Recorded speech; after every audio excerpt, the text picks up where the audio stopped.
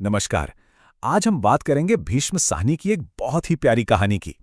ये कहानी है एक परिवार की, उनकी थोड़ी सी झुंझलाहट की और हाँ, कुछ ऐसे नन्हे मेहमानों की जो जाने का नाम ही नहीं ले रहे थे। और कहानी की शुरुआत होती है इसी एक लाइन से। पिताजी कहते हैं कि ये घर सराय बना हुआ है। मतलब बस ये एक वाक्य ही ना पूरी कहानी का माहौल सेट कर देता है। हमें पता चल जाता है कि पिताजी के दिमाग में क्या चल रहा है। तो बात ये थी कि इस घर में सिर्फ इंसान नहीं रहते थे। अरे ये घर तो एक तरह से हर तरह के जीव जंतुओं का अड्डा बन चुका था। और बस यही बात पिताजी को सबसे ज्यादा खटकती थी। अच्छा, पिताजी को ऐसा लगता क्यों था कि वो अपने ही घर में मेहमान बन गए हैं? अरे भाई, क्योंकि बिन बुलाए किराएदारों की ना कोई कमी ही नहीं थी। सोचिए जरा, आंगन में तोते और कौवे अपना अलग ही शोर मचा रहे हैं, और घर के अंदर अंदर तो दर्जनों चूहों की पूरी फौज थी जो रात भर यहां से वहां धमा चौकड़ी मचाती रहती थी। और फिर कहानी में एंट्री होती है दो बहुत खास मेहमानों की।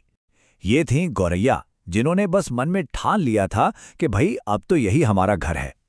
तो ये दोनों गौरैया बिना पूछे, बिना किसी इजाजत के सीधा घर में घुस आईं।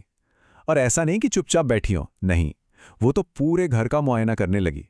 पिताजी ने भी उन्हें देखकर मजाक में कह ही दिया, वाह, लगता है मकान का इंस्पेक्शन चल रहा है कि ये जगह रहने लायक है भी या नहीं। और आखिरकार घूम फिर कर उन्होंने अपनी जगह चुन ही ली।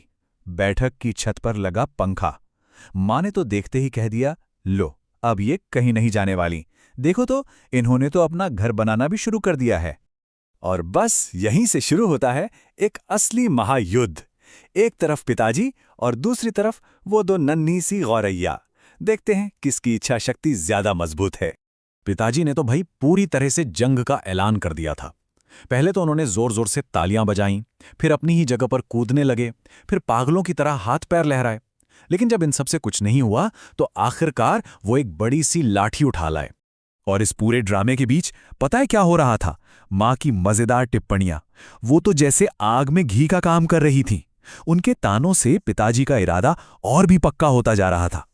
लेकिन वो गौरैया, वो भी कहाँ हार मानने वाली थीं। बहुत चालाक थीं। पिताजी उन्हें एक दरवाजे से बाहर भगाते तो वो दूसरे दरवाजे के नीचे जो गैप था वहां से वापस अंदर।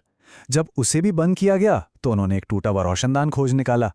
मतलब कुछ भी कर लो, वो अपने घोंसले तक पहुंचने का रास्ता बना ही लेती। और ये निकालने और वापस आने का खेल रोज का हो गया। पिताजी अब पूरी तरह तंग आ चुके थे, लेकिन उन्होंने भी ठान लिया था और ऐलान कर दिया, मैं हार मानने वाला आदमी नहीं हूं।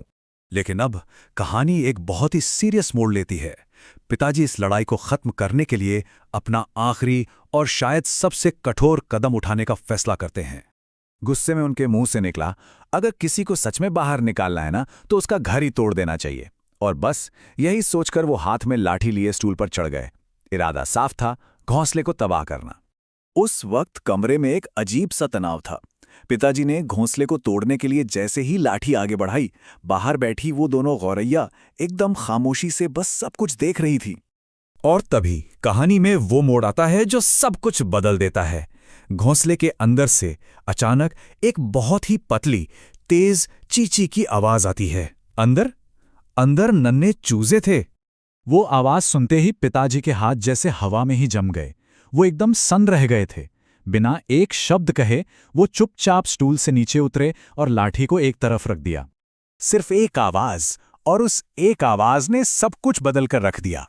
तो चलिए देखते हैं कि कैसे इस एक छोटी से खोज ने पिताजी का पूरा नजरिया भी बदल दिया। माँ ने चुपचाप घर के सारे दरवाजे खोल दिए। गौरैया फौरन उड़कर अंदर आईं और अपने भूखे बच्चों को दाना खिलाने लगीं। आखिरकार उनका परिवार फिर से एक हो गया था। और पिताजी, जरा सोचिए, जो आदमी कल तक कह रहा था मैं हार मानने वाला आदमी नहीं हूं, आज वही आदमी बस उन गौरैयों को देखकर मुस्कुरा रहा था। ये फर्क ही उनके दिल में आए बदलाव को साफ साफ दिखाता है। ये सोचने वाली बात है ना? कमरे में आवाज तो वही थी, वही ची ची, लेकिन उसको सुनने का, महसूस करने का नजरिया पूरी तरह बदल चुका था। जो चहचहाहट कल तक एक शोर लग रही थी, आज वही एक खूबसूरत संगीत बन गई थी। तो आखिर में हम बस इसी एक सवाल पर आके रुकते हैं। एक मकान असल में घर का बनता है। ये कहानी हमें सिखाती है सहानुभूति के बारे में, साथ रहने के बारे में, और एक जगह को आपस में बांटने के असली मतलब के बारे में सोचने पर मजबूर करती है।